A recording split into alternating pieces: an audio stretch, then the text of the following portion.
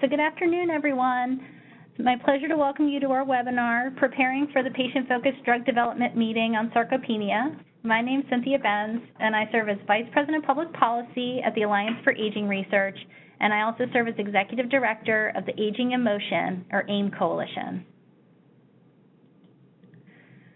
Some of you who are tuning in may be living with sarcopenia or be familiar with sarcopenia for other reasons, but for some of you who aren't, I'll provide some background on the AIM Coalition and what we're doing to advance the treatment of sarcopenia.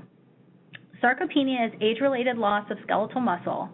Starting in middle age, we all begin experiencing muscle loss, no matter how much time we spend exercising. The problem is that for some people, this loss of muscle is faster and more severe. Their muscle loss impacts their strength. And this group of people gets into trouble later in life when they don't have enough strength to do the things they need to do to live independently. These older adults find it increasingly difficult to stand up, to walk, to climb stairs, to cook, buy groceries, and even use the bathroom without assistance. They also tend to have more complications recovering from injuries commonly experienced by the elderly, like hip fracture. An inability to carry out activities of daily living or to fully recover from injury are major causes for many older adults ending up in an assisted living facility or a nursing home. And this institutionalization is at great human and financial cost to individuals, to their families, and to society. The AIM Coalition is made up of 36 nonprofit patient and research advocacy organizations working together to increase recognition of sarcopenia and age-related functional decline. AIM was founded in 2011, and our core goal is to promote clear clinical development and regulatory pathways for effective treatments that can improve the lives of people with sarcopenia and their families. We do this by convening some of the greatest minds who are conducting research in this area, and our current Science Advisory Board is listed here, and it's led by Dr. Jack Gorelnik. And AIM engages with the pharmaceutical, nutrition, and imaging companies to strategically undertake activities that will produce results that are of use in the diagnosis and treatment of sarcopenia. We also work directly with regulators to advance our activities because we want to be sure what we do meets their needs as well. We have had positive interactions with the Food and Drug Administration on sarcopenia, and among other things, FDA continues to work with AIM to advance outcome measures for use in clinical trials. In addition to our work with the FDA, AIM submitted a proposal to the Centers for Disease Control and Prevention in 2014 to establish an ICD-10 diagnosis code for sarcopenia. The CDC accepted our proposal and announced that the ICD-10 diagnosis code would be available for use by the medical community starting in October of 2016. The webinar today is going to focus on the FDA and their interest that they've expressed in learning more about the patient and caregiver experience with sarcopenia. We'll provide an overview of patient engagement at the FDA and what FDA is looking for from people who join their upcoming PFDD meeting on sarcopenia. I'll be the first speaker this afternoon, and then I'll turn it over to Layla Samson, who participated in an FDA patient-focused drug development meeting, and she's kind enough to join us today to share her experience. Questions are going to be reserved for the Q&A period at the end of the program, but as you think of questions, please feel free to use the WebEx chat function, or you can email me at cbens@agingresearch.org, and we can add the questions to the queue. And we're going to have plenty of time at the end to address any questions. And I'd like to recognize AIM sponsors: Abbott Nutrition, Astellas, Cytokinetics, GE Healthcare, Hologic, Novartis, and Nutricia. Without your support, programs like the one today wouldn't be possible, so thank you very much for your commitment to our work. In addition to our sponsors, I'd also like to thank my colleagues Ryan Carney, Sarah DeGiovane, Noel Lloyd, and Brianna Bishop for their help with this webinar. So I'm going to begin by giving you a quick overview of what we're going to cover this afternoon. I'll start with a quick background on patient engagement at the FDA to give us all a sense of what we're talking about when we say patient engagement and the meetings that are taking place at the FDA. Then I'm going to dig into the meeting itself and how to join the meeting. There are a few ways that you're going to be able to participate. And then we'll talk about the topics that are going to be covered on April 6th at the meeting, and I'll give you some important day of logistical details, although these are in flux at the moment. But this is the best information we have so far. And then we're going to hear from Layla about her perspectives. And then finally, like I said, we're going to have plenty of time at the end for Q&A, so please get your questions ready. So when we talk about patient engagement at the FDA, we're talking about the patient-focused drug development meetings, or as I'm going to refer to them, the PFDD meetings. The purpose of the meetings is to create a systematic way for the FDA to gather patient perspectives on symptoms that impact their daily lives. Perspectives of interest include things like decision-making around treatment and evaluating approaches to treating disease. FDA also cares about the decision-making process patients use when deciding whether or not to treat a disease they're living with. Before these meetings were created through an act of Congress, there wasn't a great way for the FDA to get patient input. There were several very small public and patient comment opportunities, but these were very targeted and usually at the point of drug approval. This PFDD initiative was intentional, and it's a systematic way to try to get broader patient and caregiver input throughout the drug development process. FDA really wants to gain a better understanding of what patients and caregivers are thinking about, particularly with respect to benefit and risk of treatment. The information they're hearing at the PFDD meetings I've held to date is really helping to inform their analysis of disease treatment during and outside of the review and approval processes. So we're going to talk about the Sarcopenia patient-focused drug development meeting today, but it needs to be thought of in the context of the 24 other meetings FDA is hosting as part of their PFDD initiative with patient advocacy communities, and these have been happening over the past 3 years. The initiative is giving FDA context about how patients are feeling and what they're thinking. They'll take this feedback and use it to inform their thinking around drug applications for sarcopenia, as well as other diseases that may be related to our community. And not only will you be contributing an FDA decision-making process for sarcopenia, but there are other diseases that will benefit from what you have to say. So we know that from our initial conversations with the FDA that they're really excited to hear from our community. So I'm going to be spending a moment to review the registration process for the meeting. Registration is being handled through Eventbrite. Once you complete the registration, you'll receive a confirmation from Eventbrite. If you think you registered but didn't receive a confirmation, check your email again and also check your spam folder. And if you didn't receive the email, you'll need to re-register. And the reason I bring this up as important is that the registration date closes on March 27th. And after the date, if you intend to participate in the moving in person, your attendance won't be accepted. So if you're having trouble registering, this is something that's important to find out now. There are 2 options for participation on the day. Both you can participate either in person or by webcast. We encourage you to participate in person. If you're not able to, please indicate at the registration that you're participating online. And if you register for webcast participation, you're going to get a link from FDA a few days in advance of the meeting with instructions on how to join and participate remotely. So please check your email, not just for the confirmation, but also a few days before, so you make sure you get your webcast link.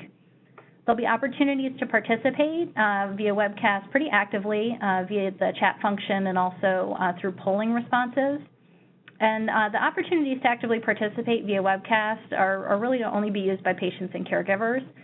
We know that there are a lot of people who are interested in this meeting from industry and also from the research community, particularly to hear what patients have to say. But we hope that that those of you who are joining will be interested in seeing those polling results, but won't participate in the polling yourself. And then the third way to make sure your voice is heard related to the PFDD meeting on sarcopenia is to submit a written comment. Written comments can be submitted online through regulations.gov up to June 6th. So once the meeting happens, that gives you an additional 2-month window for submitting public comments about sarcopenia. Any thoughts that you're willing to offer, you can submit them online just by clicking Comment Now at the tab that you'll find when you click on this regulations.gov link. And it's really important that you refer back to the questions that we're going to be covering later in the webcast to help structure your feedback in a way that's going to be useful to the FDA. But for those of you who are able to attend the meeting in person, we really hope you'll consider volunteering to serve as a panelist. The FDA will be breaking up the meeting into 2 topic areas.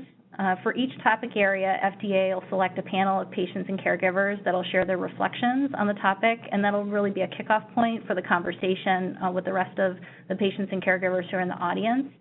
But if you're serving as a panelist, you really have the opportunity to feature your individual story a bit more and talk specifically about your own experience. To be considered as a panelist, FDA asks you to submit your responses to the questions that you'll find on the Eventbrite page, and you're going to see them in a few minutes on the following slides. Once you have some brief answers to those questions, you'll just have to email them to patientfocus@fda.hhs.gov. And then once FDA has all the responses and the registration for the meeting closes, they're going to evaluate what they've received, and then they'll select people just based on the diversity of their experiences, range of severity of symptoms, and other considerations. And then they'll contact you directly, and you'll have at least a week, potentially more, to prepare your final comments that you're going to use on the panel. So as I mentioned earlier, FDA was scheduled to hold about 20 meetings on various diseases. After holding about 17 of these meetings, they decided that they wanted to look at some other disease areas. And so AIM submitted a request to the FDA asking if they would be willing to add sarcopenia to the list of diseases, and they agreed that it was important. So that's actually why the meeting's happening on April 6th, so we're very excited. And we're going to spend a few minutes talking about what we'll be discussing at the meeting itself. For each of the meetings, FDA is following the same general format. There are two main topic areas dividing the day. The first set of discussion questions focuses on symptoms and their impact on patients and their caregivers, and you'll see the questions listed here. I'm not going to go through all of them, but generally you'll see that they address symptoms, limitations caused by symptoms, severity of symptoms, and your feelings about management of sarcopenia symptoms. While FDA is following the same general format for all of their meetings, they do take some liberty in modifying the discussion slightly to emphasize areas of sarcopenia that they think are significant and that they've heard are significant from participants. And you can see that they give examples of symptoms that may be important to you, like difficulty walking, feeling unsteady, falling frequently, and having decreased activity. FDA also has examples of specific activities that may be limited because of sarcopenia, like participation in social activity, household chores, and daily hygiene.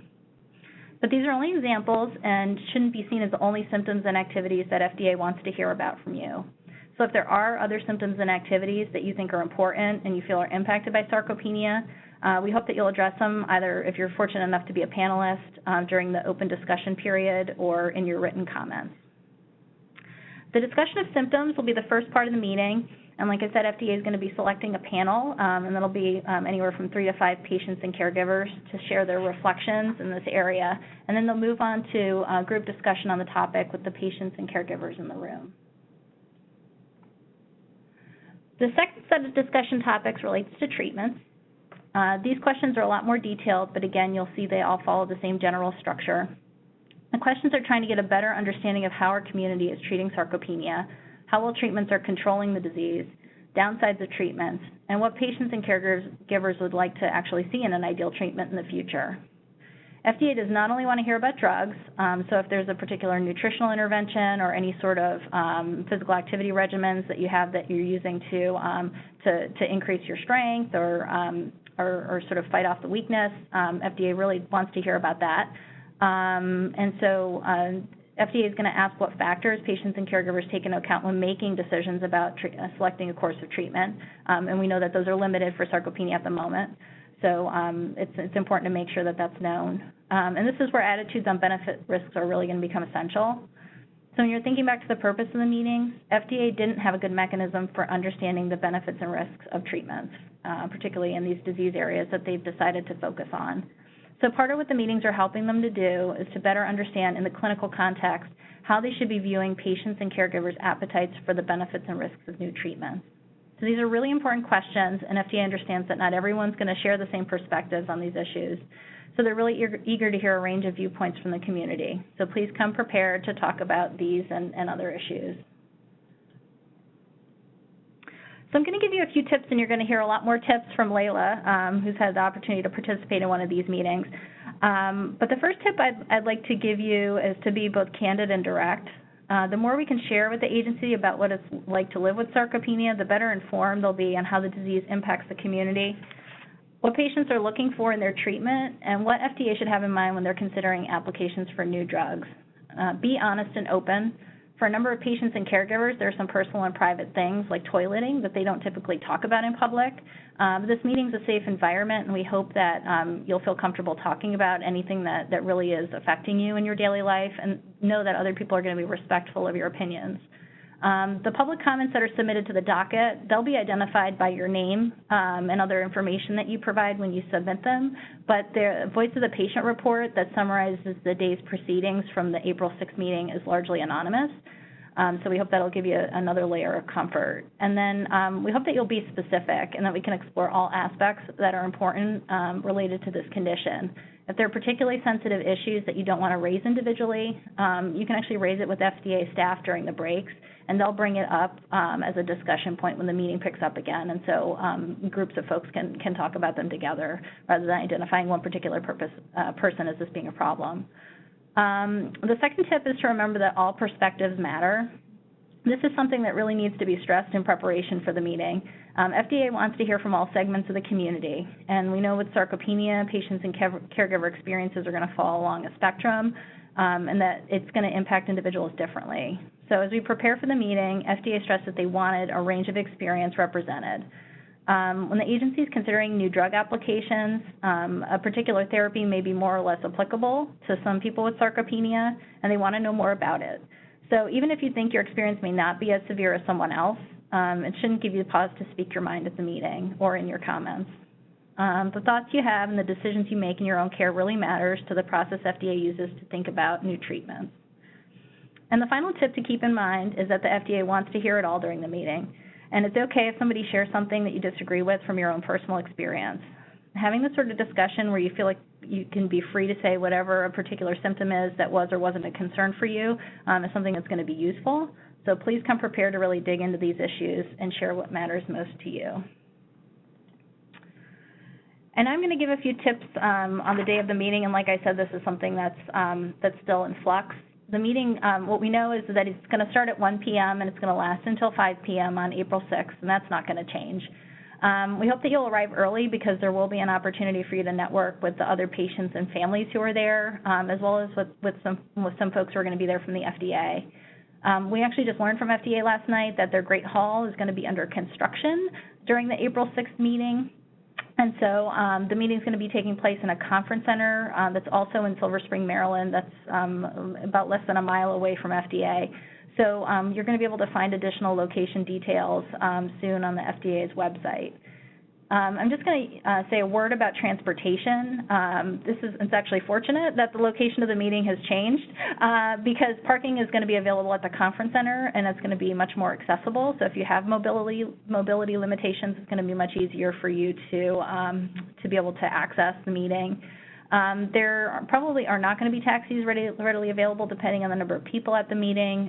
So we'll have on-site assistance from AIM who can help arrange for taxi pickup at the conference center. And then we know that there's going to be a number of participants attending the meeting from Baltimore.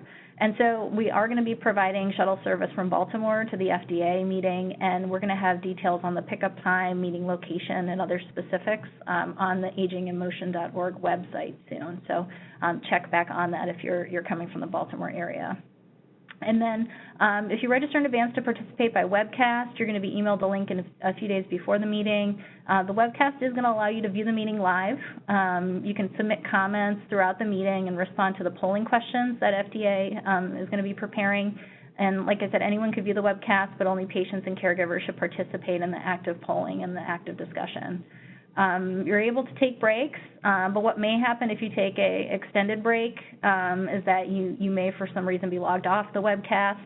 If that happens, your link will still work, so just click on your link again and enter your login details. We don't expect you to sit in front of your computer for the full 4 hours, but we hope you can join for as much as you can. And again, since there was a location change, please just check back with both the FDA website and the Aging in Motion website closer to the meeting for more practical details. And so now I have the pleasure of introducing Layla Samson. Layla is a renal patient empowerment consultant, author, and speaker. Layla was diagnosed with renal disease at 19. After spending 5 years on 2 modalities of dialysis, she received a kidney transplant. She's determined to make a difference by utilizing her personal experiences to encourage patient empowerment and compliance. Layla continues to work full-time, and she recently completed her memoir, The Gift of Disappointment, which is available on Amazon. The book is about how she tore down her old life of disappointment and depression to rebuild a new life as a functional renal patient and advocate. She's a member of the Associate Board of the National Kidney Foundation of Illinois, which helps plan major events such as the Derby for a Cause and the Kidney Walk. She's also patient editor of Kidney Living magazine and a peer mentor. She not only gets to heal others, but heals herself, in part because she didn't have this kind of support. Layla's mission is to improve patient compliance by sharing her story so the importance of mental wellness isn't overlooked in patients. She's going to tell us more about her experience with the FDA Patient-Focused Drug Development Initiative, and she's also going to share some of her own personal takeaways from the FDA PFDD meeting in her disease area. And Layla, I am actually going to advance your slides for you, so if you can just let me know next slide when you're ready, I will go ahead and do that. But feel free to take it away. Awesome. Thank you so much, Cynthia, for having me. I truly am. I'm grateful and I'm humbled to be able to share my experience with everyone. As you mentioned, I am a renal patient. I call myself an empowerment consultant because I really want patients to know that, you know, we aren't victims and that we're victors when it comes to our diseases and just living every day with these illnesses. And for me, going down to the FDA campus was very empowering.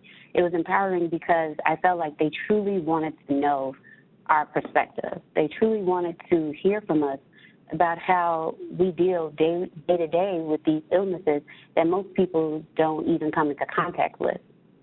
Cynthia, you can advance. Great. There you go.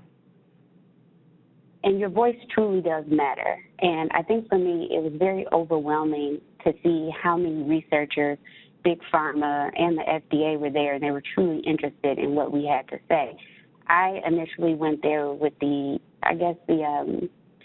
perception that we were just going to go and listen to them kind of talk and guide the meeting and tell us what we should say. But in reality, the FDA panel, they just sat and listened. They didn't even chime in at all. So I like to think of it more as a town hall meeting. So they are basically bringing together a community to voice their opinions and concerns. And like I said, the FDA panel will only sit there and listen and take notes. You will also participate in polls throughout the day, so you will have a clicker to answer through many different questions. So the questions that they ask may be different from the ones that they've already sent in the discussion topic. You will meet plenty other patients and caregivers. You will also meet researchers, pharmaceutical representatives, and other patient advocacy groups. And I really emphasize that you bring business cards if you want to connect with other groups, because it's a major networking opportunity to just meet people from all over the country who may also deal with sarcopenia and may have other resources for you. And at the bottom, as you can see, there's a picture of me and a young lady named Nicole who I met there, and she also has, she received a kidney transplant. And so it was just an awesome time to be able to meet other patients, and now we keep in contact through Facebook, and you're able to have more of a support system.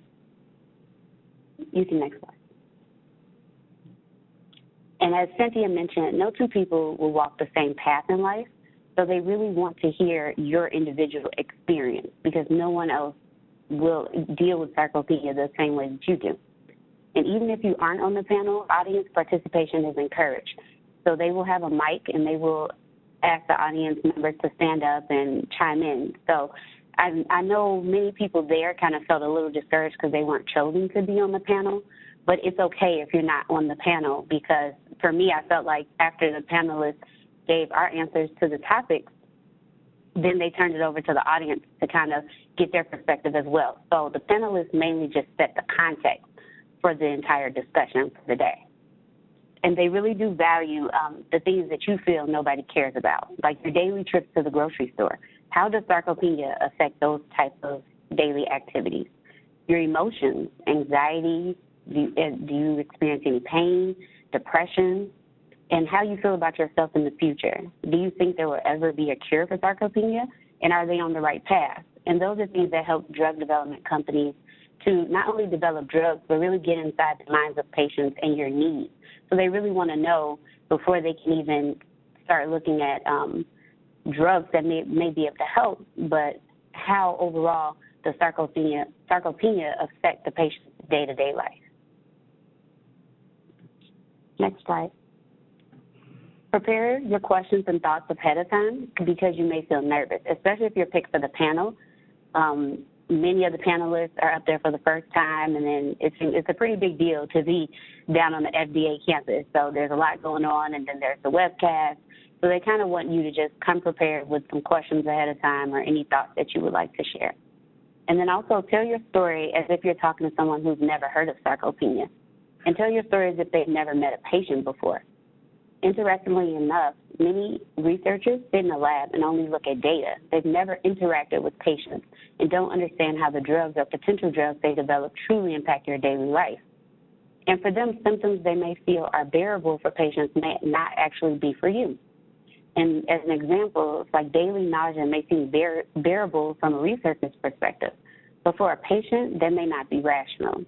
And I actually came across a researcher who felt like, you know, when they're in the lab, they look at data, they look at numbers, and they figure, okay, well, if this is going to cure one symptom or help one of the symptoms of your disease, then they feel like you can handle another symptom. So it just kind of broadens my perspective of how many researchers really don't have that patient interaction. So this is your chance to really give them that and maybe set them up with a foundation to kind of see going forward how they can better assist sarcopenia patients. Next slide. And what do you hope to come of this meeting? Always keep that in mind. And what changes would you like to see in the sarcopenia community? And even though we're talking about drug development, I think just starting with what changes that you want to see happen in the community will help set the context for any type of advancements going forward. And like Cynthia mentioned, if you could have the perfect treatment plan for sarcopenia, what would that look like for you? And also, what would you like to leave them with? Would you like to leave them with knowing that sarcopenia affects you physically, mentally, emotionally, or spiritually? What is it that you really, truly want them to know about your day-to-day life with sarcopenia? You can advance. And now I guess we'll go into the question and answer portion. And for me, no question is too big or too small. And going to the FDA campus is a pretty big deal. Enjoy it and know that you are the reason everyone is there on that day to continue the advancement of treatment options. They couldn't do this without you, the patient. And I really can't stress that enough, because with all of the researchers there, all the pharmaceutical companies, and even the second half of the day will be filled with a lot of research. And if you choose to stay for that portion, you kind of will feel overwhelmed because they will kind of come back and try to address some of the opinions of the patients. But you have to remember that you're the reason that everyone is there, not for the researchers, not for the pharmaceutical companies, and not for the FDA. It's the patient. That is what this is all about and why everyone has come together. So try not to lose focus of that when you get down there, because it is a pretty big deal. And there will be some some very well-versed people who know a lot about your disease, and you can kind of feel a little overwhelmed as a patient, but your experience is the most important. Great. All right, Cynthia, that's all by me. Thanks, Layla. We actually have a few questions that people have submitted, but I'm going to take the liberty of asking the first question because we had the pleasure of speaking before the webinar. And you mentioned that it was one of the first experiences you had, speaking publicly about this. And can you talk a little bit about the process once you were selected as a panelist? What you sort of went through, if there was contact with the FDA, and how you went about preparing for what you were going to say on the panel? Yeah, absolutely. So when I answered the discussion questions, topics 1 and 2, I answered all 10 of them. So they were the exact same.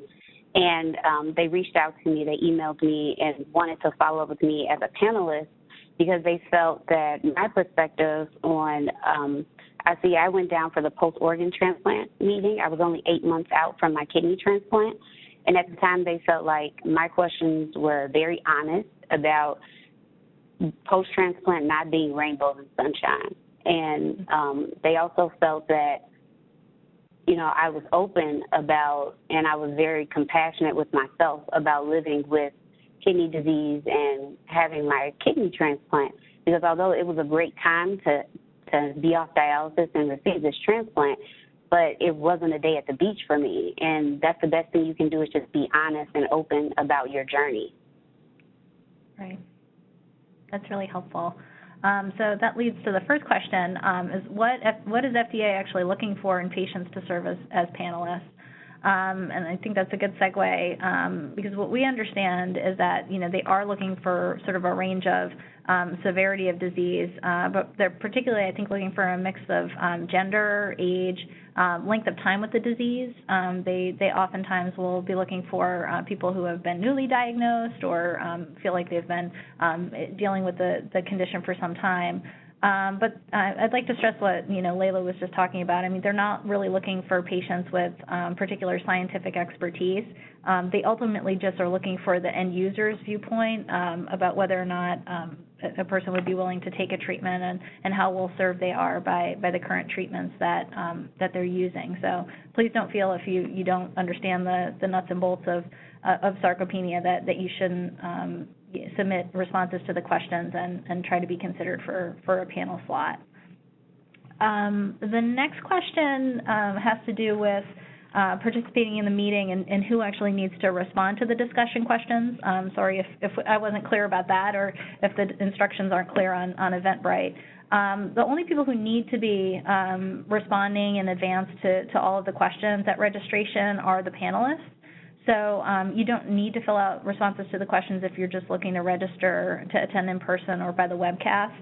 But I would say that it is really helpful for you to use the questions to prepare your thoughts so that you can actively participate in the open discussion portion of the meeting if you're going in person. And then if you are going to be submitting written comments through the docket, you can write whatever you would like in those comments. But if you follow the questions in both of the topic areas, it's really going to provide more useful insights that are going to be valuable to the FDA.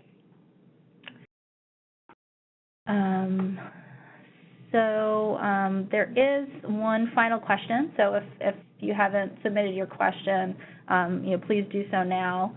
I had mentioned the voice of the patient report briefly when I was talking about the way that the FDA transmits sort of the output of the day of meeting. And I'll back up and explain what that report is. So the voice of the patient report, they have one for each of the patient-focused drug development meetings. And this includes things like a meeting overview. It includes things like a summary of key concepts that are raised during the meeting. It also includes perspectives on the most significant symptoms that come up about the disease and about treatments. The report also summarizes any comments that are submitted through the regulations.gov website. So it does take a bit of time for the reports to come out after the meetings occur. But they do include those comments as well. They have information that's related to some of the responses to the meeting scenarios and polling questions. I'm glad I looked at this report this morning. And during the meeting, they sort of aggregate their overall thoughts on how to incorporate patient and caregiver perspectives into a benefit-risk framework for the disease they're looking at. For in this case, it would be sarcopenia. And then these are all of the voice of the patient reports that they've had to date are available on the FDA's website, and this one will be made available as well. And then just the public comments, it's like any other federal regulations.gov entry, so you can access all of the comments that are submitted through regulations.gov after the comment period closes. So I will wait for another minute, and then if no other questions come in, I will close the program.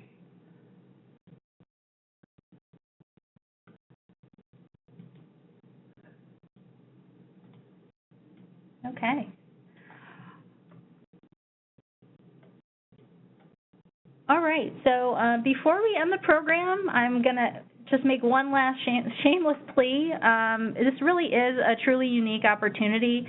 We know that FDA received about 2,000 comments when they put out a call for additional disease areas to focus on, and we were fortunate enough to be one of the 27 diseases that FDA decided they were going to have a meeting on. So it is likely going to be a once-in-a-lifetime experience for people to speak openly about to the FDA about sarcopenia. So we really hope that you will register to attend the meeting if you haven't already and participate as actively as you possibly can.